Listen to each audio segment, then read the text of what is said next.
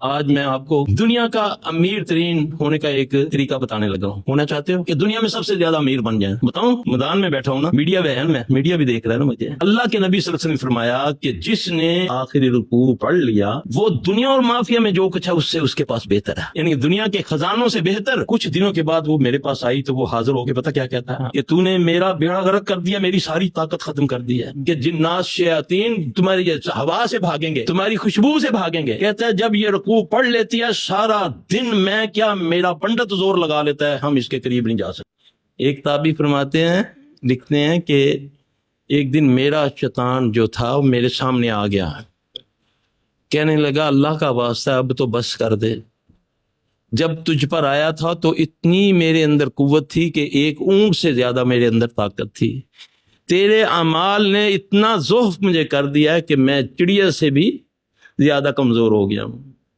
نیک اعمال اب خالی پڑھنا پڑھانا، پیٹ میں حرام ہو اور میں وظائف شروع کر دوں، اس سے بھی کوئی خیر نہیں ہے۔ رزق حلال شرط ہے،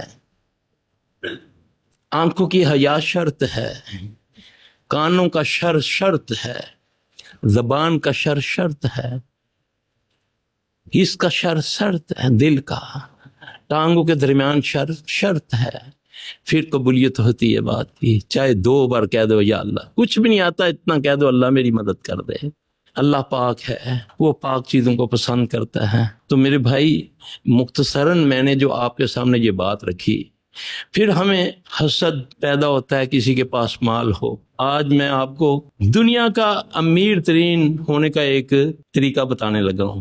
ہونا چاہتے ہو ہے نا کہ دنیا میں سب سے زیادہ امیر بن جائیں؟ بتاؤں، میدان میں بیٹھا ہوں نا، میڈیا بہن میں، میڈیا بھی دیکھ رہا ہے نا مجھے۔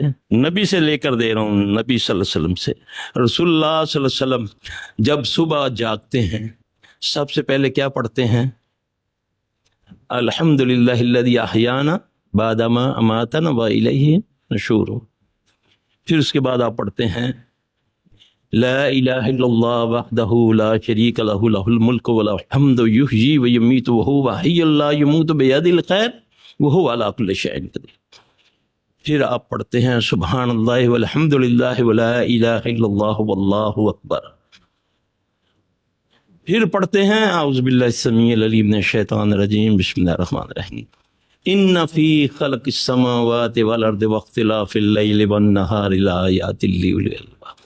سورہ آل عمران کا آخری رکوع پڑھتے پھر آپ بستر سے اٹھتے۔ اللہ کے نبی صلی اللہ علیہ وسلم نے فرمایا کہ جس نے سورہ آل عمران کا آخری رکوع پڑھ لیا وہ دنیا اور مافیا میں جو کچھ ہے اس سے اس کے پاس بہتر ہے، یعنی دنیا کے خزانوں سے بہتر جس نے اس کو صبح پڑھ لیا۔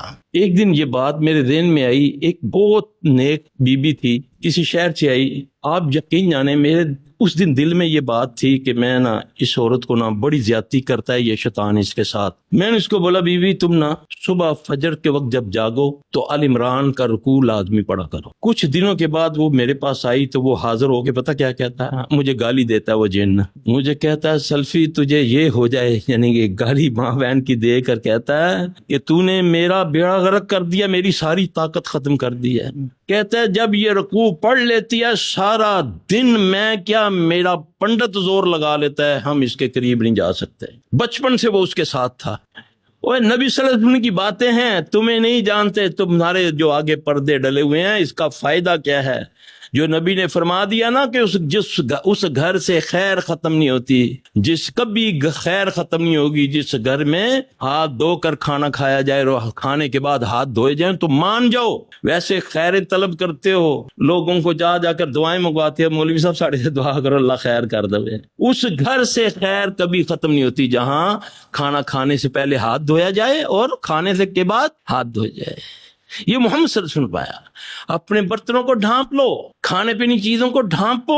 ہمارے سالوں سال الماریوں میں سجے ہوئے برتن، کوئی مہمان آ گیا، بی بی نے دوپٹہ پکڑا، پلو سے صاف کیا مہمان کے آگے، نہ دھویا، نہیں صاف ہے، الٹے رکھے ہوئے سی سالوں سال۔ بستر ہے، بستر آیا، گئے چھٹی پہ گئے، یا جیسے پاکستان میں باہر سے لوگ آتے ہیں، پھر ہمارے پاس آئیں گے جی بس پاکستان آیا ہوں، بستر پر لیٹا ہوں، صبح اٹھا ہوں، تو کمر میں درد ہے، تو برداشت نہیں ہو رہا، ڈاکٹروں کو سمجھ نہیں آ رہی کہ یہ درد کیوں ہے۔ جب اس درد کو پوچھا کھوتیا کیوں ہونا ہے، مجھے سمجھ آتی ہے نا، میں دردوں سے باتیں کر لیتا ہوں نا، تو کہتا ہے اس پر میں بیڈ میں رہتا تھا، یہ آیا ہے، میں سویا ہوا تھا، یہ میرے اوپر آ کر لیٹا، تو میں نے پھر اس کو درد پہنچا دیا۔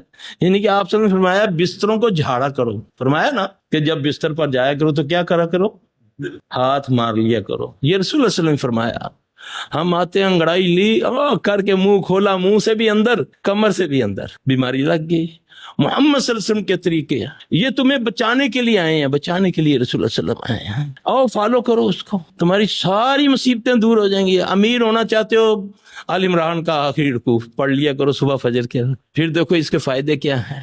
جب آپ نے فرمایا کہ جو دنیا میں ہے، دنیا میں جو اس کے اندر جو کچھ ہے اس سے بہتر ہے جس نے اس رکوع کو پڑھ لیا، وہ فائدے کیا ہیں کہ جنات شیاطین تمہاری ہوا سے بھاگیں گے، تمہاری خوشبو سے بھاگیں گے، ویسے بھگا کے دکھاؤ نا۔